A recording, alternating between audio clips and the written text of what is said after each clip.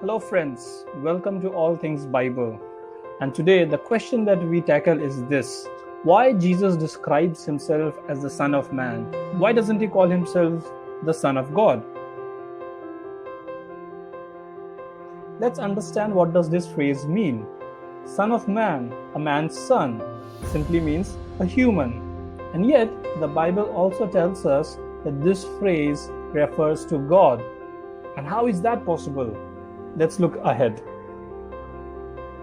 One of the earliest places where we find this phrase, the Son of Man, is in the book of Daniel. I have shared these verses out from that book for you to go through.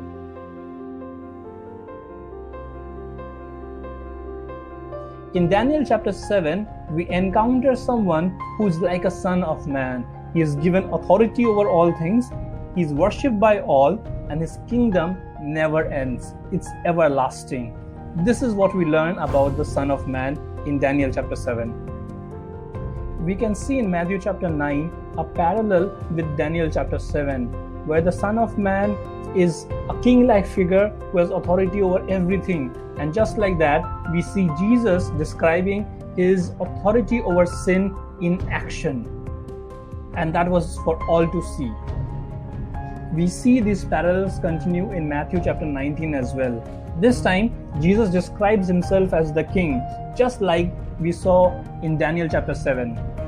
What Jesus is trying to do is help his listeners connect his message, his actions with the one described in Daniel chapter 7. By using this phrase, Jesus is also helping the people understand his incarnation, the fact that he is God become human. That was not an easy thing for them to grasp. And so Jesus reiterates it again and again.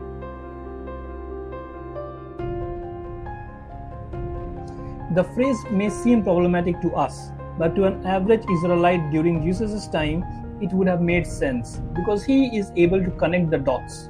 That is why we also have to understand Bible passages from the perspective of the original audience. So Jesus uses this phrase to help his listeners connect himself with the promised Messiah. In no way does this reduce his divinity, but rather reinforces it. So that's it from me. Thank you. Keep following us and do check our website.